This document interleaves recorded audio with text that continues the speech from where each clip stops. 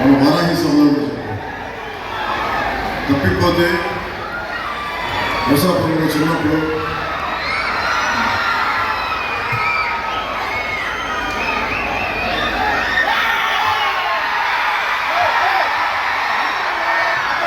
ఒంగోలు నుంచి మొగతూరు వెళ్ళడానికి బస్ స్టాండ్లో అయితే తప్పిపోయాడు. తిరిగి ఎవరో ఎక్కడ పాపం చిన్న కొట్టి దగ్గర కూర్చోబెట్టి మా నాన్న వచ్చే వరకు వెయిట్ చేసి తిరిగి మొగతూరు పంపించారు. ఎప్పుడు కూడా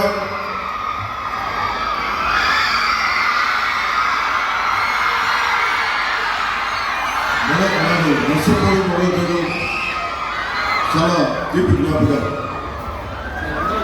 పోయిన సంవత్సరం పోయిన ఎన్నికల్లో 2019 ఎన్నికల్లో ఇక్కడే మన నర్సపురంలో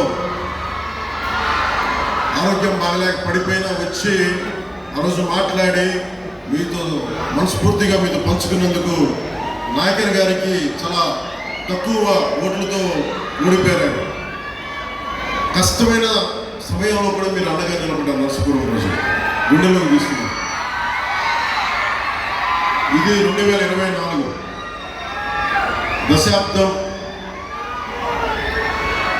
దశాబ్దం కష్టాల మధ్య పెరిగింది పార్టీ జనసేన పార్టీ.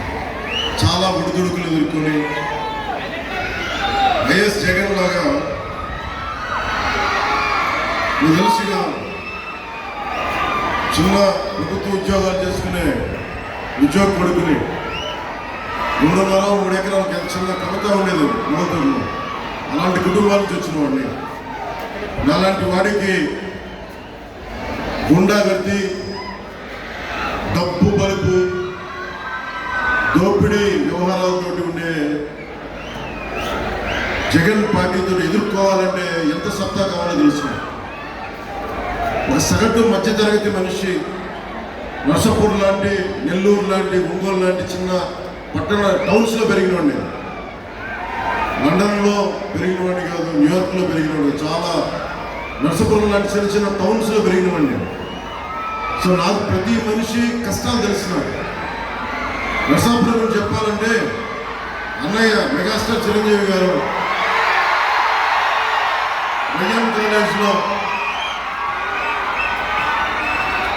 కాలేజీలో ఆయన ఎన్సీసీ క్యాడెట్గా ఉన్నప్పుడు ఆయన రోయింగ్ బోర్డ్ క్యాప్టెన్. ఆయన ఎన్సీసీ క్యాప్టెన్. ఆయన ఎన్సీసీ క్యాడెట్స్ కాలేజ్ క్యాప్టెన్. ఆయన నరసాపురంలో బోట్లు నడిపిన ఫోటోలు, ఇందిరాగాంధీ గారి ముందు నావల్ ఎన్సీసీ పెరేడ్ అప్పుడు ఆయన ఆంధ్రప్రదేశ్ని ఆ రోజు రిప్రజెంట్ చేశారు. ఎన్సీసీ క్యాడెట్స్ గ్రూప్ని ఆ రోజు. ఆ జ్ఞాపకాలు నాకు నరసాపురం. అలాంటి నరసాపురంకి నటుడిగానే కాకుండా ఒక రాజకీయ నేపథ్యంలో పార్టీ పెట్టి నేను ఈ రోజున మిమ్మల్ని ఓట్లాడే మీకు మా నాయకుడు నాయకర్ గారిని గెలిపించమని రాజులాస్ గుర్తు మీద అడుగుతున్నానంటే నిజంగా దైవ సంకల్పం. సగటు మనుషులు నేను. అలాంటి నేను మీ అందరి ఆశీస్సులతోటి ఒక దశాబ్దంగా దెబ్బలు తింటా ఉన్నాను. ఓడిపోయాను 2 చోట్ల. కానీ నిలబడ్డానంటే చెక్కు చెదరని మీ అభిమానం, చెక్కు చెదరని మీ ప్రేమ, ఆడబిడ్డలు, ఆడపడుచులు, యువకులు, తల్లులు ఇక్కడే కాదు దారి పొడుగుతా ప్రేమాభిమానాలు, నీరాజనాలు ఇందాక నుంచి చూస్తూ ఉన్నారు.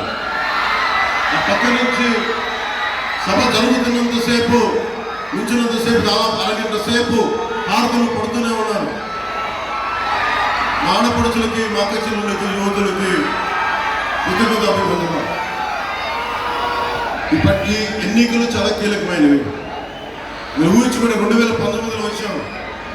ఈరోజు కాలం గిర్రం తిరిగిపోయింది. మీ భవిష్యత్తు కావాలి. మీ భవిష్యత్తు కోసం నిలబడి ఉన్నాం. మీ బంగారు భవిష్యత్తు కోసం నేను చాలా కష్టపడి చాలా పెద్దలందరితో మాట్లాడి ఎన్డీఏ అలయన్స్ని తీసుకురావడానికి కూడా ముఖ్య కారణం మనకి కేంద్రం సపోర్ట్ లేకపోతే ఆంధ్రప్రదేశ్ని అభివృద్ధి చేయలేము. మాకెవరి మీద కేసులు లేవు. జగన్ లాగా నా మీద 32 కేసులు లేవు నా దగ్గర. నేను అడిగి చేస్తే ఆంధ్రప్రదేశ్ అభివృద్ధి గురించి మాట్లాడతారు తప్ప దేని గురించి మాట్లాడతారు. అలయన్స్ కూడా అమిత్ షా గారిని, ప్రధానమంత్రి గారిని, మిగతా నడ్డా గారిని, అందరి నాయకులు ఒకటి అడిగారు, 5 కోట్ల మంది ఆంధ్రప్రదేశ్ ప్రజల భవిష్యత్తు మీరు నిలబడాలి, మీరు మమ్మల్ని నమ్ముకున్నారు ప్రజలు, మీ ఆశీస్సులు కావాలంటే చాలా పెద్ద మనసుతోటి వచ్చి ఈరోజు నిలబడ్డారు. అలాగే మన నరసాపురం పార్లమెంటుకి సంబంధించి భూపతిరాజు శ్రీనివాస్ వర్మ గారు కమలం గుర్తు మీద భారతీయ జనతా పార్టీ వైపు నుంచి మన కూటమి నుంచి పోటీ చేస్తూ ఉన్నారు. సో వీరందరినీ మనస్ఫూర్తిగా గెలిపించవలసిందిగా కోరుకుంటా ఉన్నాం. ఎన్డీఏ కూటమి ఒకటే లక్ష్యం, తెలుగుదేశం, భారతీయ జనతా పార్టీ, జనసేన ఒకటే లక్ష్యం కోసం పనిచేస్తున్నాం. ప్రతి చేతికి పని, ప్రతి చేనుకి నీరు. ఇదే జనసేన, టీడీపీ, బీజేపీ కూటమి లక్ష్యం. వచ్చి అధికారంలోకి రాగానే అభివృద్ధితో పాటు సంక్షేమ పథకాలు కూడా చాలా బాగా మెరుగ్గా చేస్తాం. సంక్షేమ పథకాల్లో ఎటువంటి కోత ఉండదని మీకు మనస్ఫూర్తిగా తెలియజేసుకుంటున్నాం. సంక్షేమంతో పాటు అభివృద్ధి లక్ష్యంగా పనిచేస్తాం. ఎన్నికల్లో ఈరోజు నేను అందరి తరఫున అడుగుతా ఉన్నాను, కూటమి తరఫున ఓట్లు అడుగుతున్నాను. నేను మీకు మాటిస్తా ఉన్నా, కూటమిలో మేము ఏ పథకాలైతే మేము హామీ ఇస్తున్నామో అవి అమలు చేసే బాధ్యత జనసేనగా మా అందరి బాధ్యత, ప్రజలకు మేము మాటిస్తా ఉన్నాం. అలాగే నదులు నిందాక ప్రతి చేనుకి నీరు అంటే నదులు అనుసంధానం జరగాలి. అది అందించి రాష్ట్రంలో వలసలు, వస్తువులు లేని ఆంధ్రప్రదేశ్ నిర్మించడమే జనసేన, టీడీపీ, బీజేపీ లక్ష్యం, ప్రధాన లక్ష్యం. అలాగే ఆంధ్రప్రదేశ్కి జీవనాడి అయిన పోలవరం ప్రాజెక్ట్ని చాలా తక్కువ కాల పరిమితిలో పూర్తి చేయడానికి సంసిద్ధంగా ఉన్నాం. ప్రతి నీటి బొట్టుని దాచుకోవడానికి సముద్రపాలు కాకుండా చుట్టమే జనసేన, ఒక ఎన్డీఏ కూటమి లక్ష్యం. ముఖ్యంగా యువతకి స్కిల్ డెవలప్మెంట్ శిక్షణ ఇచ్చి మీ కాళ్ళ మీద మీరు నిలబడగలిగేలాగా ప్రతి పనికి, ప్రతి చేతికి పని కల్పించడమే కూటమి లక్ష్యం. ముఖ్యంగా చేతి వృత్తులు, కుల వృత్తులు పరిరక్షించడమే కూటమి లక్ష్యం. 50 సంవత్సరాలు దాటిన బీసీ ప్రజలందరికీ నెలకి 4,000 రూపాయల పెన్షన్ని 1వ తేదీన ఇంటి వద్ద అందజేస్తాం. స్కూల్కి వెళ్ళే ప్రతి విద్యార్థికి సంవత్సరానికి 15,000. ఎంతమంది పిల్లలు ఉంటే అంతమందికి ఆ తల్లికి అందజేస్తాం. ముఖ్యంగా మహిళా సోదరీమణులకు సంబంధించి పోయినసారిలో కూడా చెప్పాం, ఉచిత గ్యాస్ సిలిండర్ పెరిగిపోతున్న ధరలకి గ్యాస్ సిలిండర్లు అందించాలి కనీసం అని చెప్పి నేను లాస్ట్ టైం కూడా చెప్పింది. ఈసారి కూడా తెలుగుదేశం పార్టీ మేనిఫెస్టోలో మాది, కంబైన్డ్ మేనిఫెస్టోలో మాది ఇదైంది. సంవత్సరానికి 3 గ్యాస్ సిలిండర్లు మా ఆడపడుచులకి, మా మహిళలకి, మా అక్కచెల్లెలకి, మా యువకులకి ఉచితంగా అందజేస్తాం. రైతులకి ప్రతి సంవత్సరానికి 20,000 రూపాయలు ఆర్థిక సహాయం అందజేస్తాం. ప్రతి మహిళకి నెలకి 1,500 అందజేస్తాం. మహిళలకి ఉచితమైన బస్సు సౌకర్యం కల్పిస్తా ఉన్నాం. అలాగే దీనివల్ల ఆటో డ్రైవర్ సోదరులందరూ చాలా, మా పరిస్థితి ఏంటంటే మీకు ఇబ్బంది కలగకుండానే ఉంటుంది, మీ ఉపాధి అవకాశానికి డోకా కలిగించకుండా పథకం ఉంటుంది. అలాగే పేదల కడుపు నింపడానికి ఒకవైపు అన్నా క్యాంటీన్లు ఎలాగో డొక్కా సీతమ్మ గారి క్యాంటీన్లు కూడా అలాగే రన్ చేస్తాం. అన్నా క్యాంటీన్లతో పాటు లక్ష్యం ఒకటైనా పేద ప్రజల కడుపు నింపడం లక్ష్యం ఒకటైనా అన్నా క్యాంటీన్లతో పాటు డొక్కా సీతమ్మ గారి క్యాంటీన్లు కూడా పక్కపక్కగా రన్ చేస్తాం.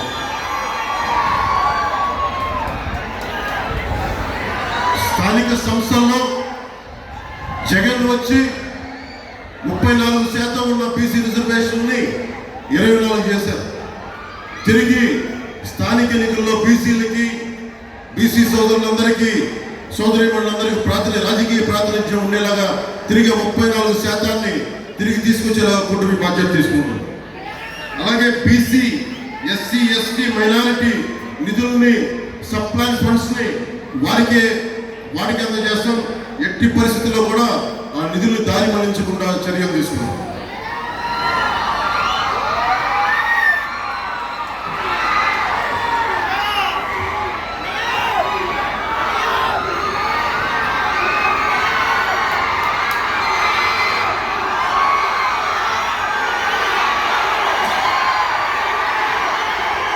ఈ కూటమి అయితే జనసేన ముందుకు తీసుకెళ్లేది వశిష్ఠ వారధి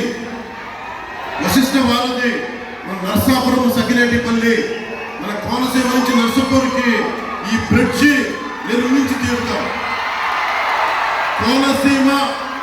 కోనసీమలో రైలు కూత మొదలేస్తే అది నర్సాపురం దాకా ఆయన పెంచాలి, అక్కడ దాకా తీసుకొస్తాం. జగన్ ఒకటే మాట అన్నాడు, మేము వశిష్ఠ వారధిని నిర్మించకుండా మళ్ళీ వచ్చి ఓట్లు అడగనాను. ప్రసాద్ రాజు గారికి ఒకటే చెప్పండి, నీకు ఓట్లు వేస్తే మీకు హక్కు లేదు, అడిగే హక్కు లేదని చెప్పండి. ఆ పని చేయకుండా ఓటు అడగనని చెప్పి ఆ పెద్ద మనిషి చెప్తా ఉన్నాడు. అందుకని వైసీపీ వాళ్ళు ఎవరు ఓటు అడిగినా ఒకటే చెప్పండి, వశిష్ఠ వారధి నిర్మించలేదు, మీకు ఓటు అడిగే హక్కు లేదు, దయచేసి ఇక్కడ చెప్పండి. సీతారాంపురంలో కానీ చాలా క్రోషియా లేసులు అల్లికలు చేస్తారు, నా చిన్నప్పటి నుంచి చూసేవాడు. అలాంటి లేసులు ఈ మధ్యన సరైన మార్కెటింగ్ వస్తువులు లేక చాలా మంది ఆడపడుచులు ఇళ్ళలో కూర్చొని ఆదాయం వచ్చేది. అది లక్షల్లో ఉండేవాళ్ళు వేలల్లో వచ్చే రోజున తక్కువ వందల్లోకి వచ్చేసారు. తిరిగి ఆ క్రొయేషియా లేసు అల్లికల్ని సరైన మార్కెట్ వచ్చేలాగా ఆడబిడ్డలకి ఆడపడుచులకి ఉపాధి అవకాశాలు ఉండేలాగా తిరిగి దానికి మార్కెటింగ్ సదుపాయాలని మనస్ఫూర్తిగా ఏర్పాటు చేస్తారు. ముఖ్యంగా ఆక్వా పరిశ్రమ, ఎవడన్నా సరే నీళ్ళలో మునిగిపోతున్న వ్యక్తులకి చెయ్యి అందజేస్తాం, పైకి లాగుతాం. కానీ ఆక్వా రైతుల కష్టాలకి జగన్ ఒకటే చేశాడు, కష్టంగా ఉంది హెల్ప్ చేయండి అంటే, సహాయం చేయండి అంటే ఓ కుదిబండ వాళ్ళు మెడకట్టి నుంచేశాడు జగన్.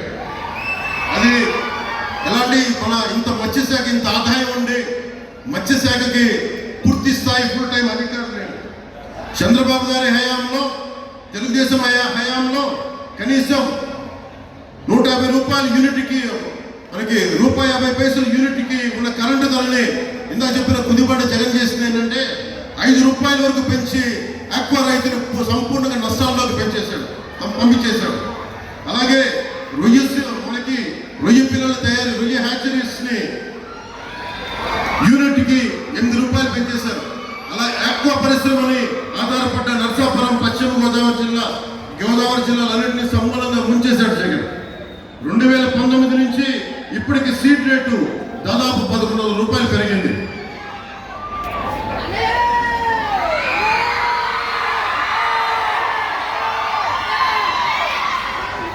సీడ్ రేటు ఆక్వా పరిశ్రమ రైతులు నష్టపోకుండా కూటమి బాధ్యత తీసుకుంటుంది. మీ అందరికీ లాభసాటి ధర ఉండేలాగా, గిట్టుబాటు ధర ఉండేలాగా, ఇప్పుడులాగా ప్రతి 100 రొయ్యలకి మీకు దాదాపు ₹50 నష్టపోతున్నారు. ఆ నష్టాలు కలగకుండా మేము మీకు అండగా ఉంటాం ఆక్వా రైతులందరికీ.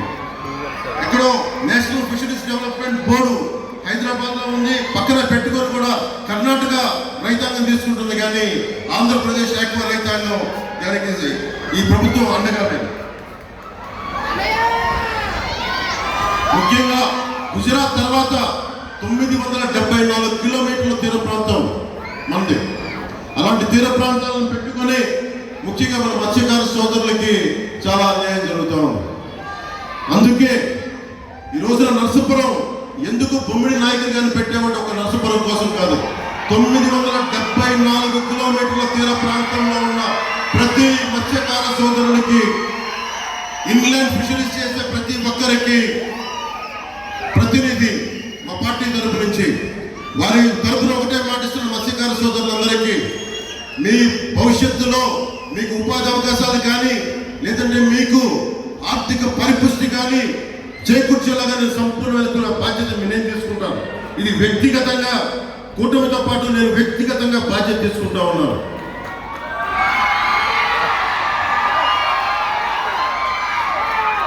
మత్స్యకారులు నిజంగా వేట అనే పదం మత్స్యకార సోదరులే వాడుతున్నారు. ఇంకా డీప్ సీ ఫిషింగ్, సముద్రపు లోతులకు వెళ్ళి ఎంత స్థాయిలో వేట చేయాలంటే చాలా సాహసాలు కావాలి, చాలా గుండె ధైర్యం కావాలి. కొన్నిసార్లు అంతర్జాతీయ వాటర్స్కి వెళ్ళిపోయి, ఇంటర్నేషనల్ వాటర్స్కి వెళ్ళిపోయి కరాచీ, పాకిస్తాన్ సైడ్ వెళ్ళిపోతూ ఉంటారు. అలాంటి వ్యక్తులు కూడా రక్షించాల్సిన పరిస్థితుల్లో కూడా ఈ ప్రభుత్వం ఒక్కసారి కూడా మాట్లాడలేదు. నేను ప్రత్యేకించి నాకున్న కనెక్షన్స్ తోటి నేను చాలాసార్లు ఢిల్లీకి మెసేజ్లు పంపించి మత్స్యకారులకి అండగా ఉండేలా చాలాసార్లు నేను పంపించాను. సత్ఫలితాలు ఇచ్చింది. ఎందుకు చెప్తున్నానంటే నేను కేవలం ఒక రాష్ట్రం కోసం కాదు, మీ అందరి భవిష్యత్తు కోసం కేంద్రం అనేది ఎంత అవసరమో మీకు చెప్తాను. ఎక్కడో మనకి తీర ప్రాంతంలో ఒక మత్స్యకారుడు అంతర్జాతీయ జలాలకు వెళ్ళిపోతే, పాకిస్తాన్కి వెళ్ళిపోతే తిరిగి తీసుకురావడానికి నా కేంద్రంతో నాకు సత్సంబంధాలే చాలా బలమైన ఈ రోజులో. అలాగే 70 లక్షల మత్స్యకార కుటుంబాల కోసం ఇదే మన నరసాపురంలో జీవో 217 70 లక్షల మత్స్యకార కుటుంబాలు ఆర్థికంగా దోచేసుకోవడానికి జగన్ ప్లాన్ వేస్తే, మనకి నాయకర్ గారు పాదయాత్ర చేసి దాన్ని నరసాపురంలో ముగిస్తే, నరసాపురం బలమైన సభ ఏర్పాటు చేసి జీవో 217ని చించేసాం ఆ రోజులో. ఎందుకంటే మత్స్యకార సోదరులకి బలంగా ఉన్నామని చెప్పడానికి, భవిష్యత్తులో 217 అనేది రాగానే రద్దు చేస్తాం, అది మీకు సంపూర్ణ హామీ ఇస్తున్నాం. అలాగే నరసాపురం నియోజకవర్గంలో 51 మత్స్యకార సొసైటీలు ఉన్నాయి. ఒక్క సొసైటీ కూడా లోన్ లేదు. నేను రాగానే, ప్రభుత్వం రాగానే, ఎన్డీఏ కూటమి రాగానే ప్రతి సొసైటీకి తిరిగి లోన్లు వచ్చేలాగా బాధ్యత తీసుకుంటాం.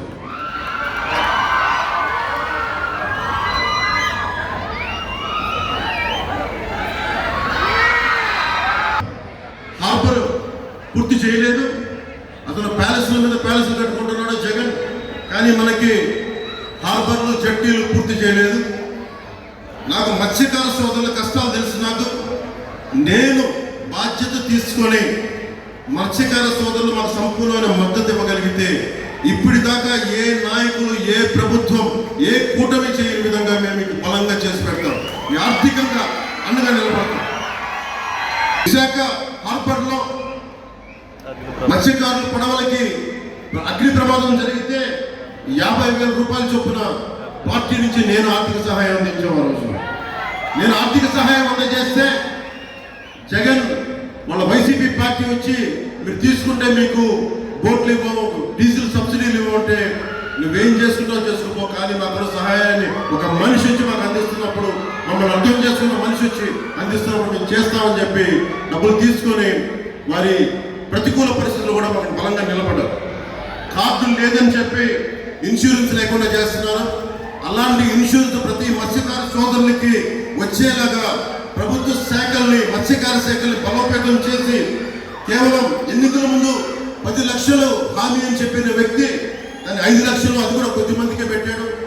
నేనే ఒక పార్టీగా జనసేన కార్యకర్తలకి ప్రమాద భీమాయే ప్రాణం కోల్పోతే 5 లక్షలు అందజేస్తా ఉన్నాం. అలాంటిది మత్స్యకార సోదరులకి ఏ ప్రమాదం జరిగినా మీకు 10 లక్షల బీమా పథకం తిరిగి మేము మనస్ఫూర్తిగా మీకు బలంగా వర్తింపజేస్తాం. మీకు కేసులు పెడతా ఉన్నారు.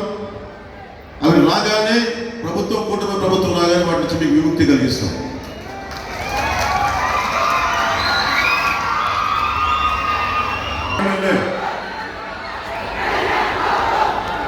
నేను కులాలను దాటి రాజకీయం చేసేవాడిని. అన్ని కులాలు బాగుండాలి మనస్ఫూర్తిగా గుండెల లోతులోంచి కోరుకునేవాడిని. ఒక్క కులం కోసమో, కొన్ని కులాల కోసమో, కొన్ని వర్గాల కోసమో నేను జనసేన పార్టీ పెట్టలేదు. అన్ని కులాలు బాగుండాలి, అందరూ బాగుండాలి. ప్రసాద్ రాజు గారి దుర్మార్గం ఏంటంటే, ఒక్క కులం మీద ఆయన కక్ష కట్టారని నాకు దృష్టిలోకి వచ్చింది.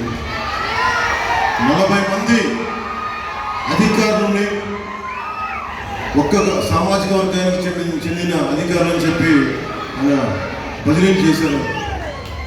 ఇది చాలా అన్యాయం. ఇది అలాంటి, ముఖ్యంగా మీరు ఊహించుకోండి, మీరందరూ ఒకసారి ఆలోచించండి. మనందరం ఎవరో ఒకరు ఏదో ఒక కులంలో పుట్టాలి, మన చాయిస్ లేదు. కానీ కేవలం మన కులంకే పరిమితం అవ్వాలనంటే ఇంతమంది వ్యాపారస్తులు ఉన్నారు, చిన్న చిన్న ప్రతి షాప్స్ ఉన్నాయి. ఒక కులాన్ని నమ్ముకుంటే ఎవరు వ్యాపారం చేయలేరు, ఒక కులాన్ని నమ్ముకుంటే ఎవరు ఏది చేయలేరు. కానీ ఎవరి కులాలకి వెనకబాటుతనాన్ని గుర్తింపు ఇవ్వాలి. ఇది దృష్టిలో పెట్టుకొని మనం నేను పుట్టిన కులంతో పాటు అందరికీ గౌరవిస్తాను.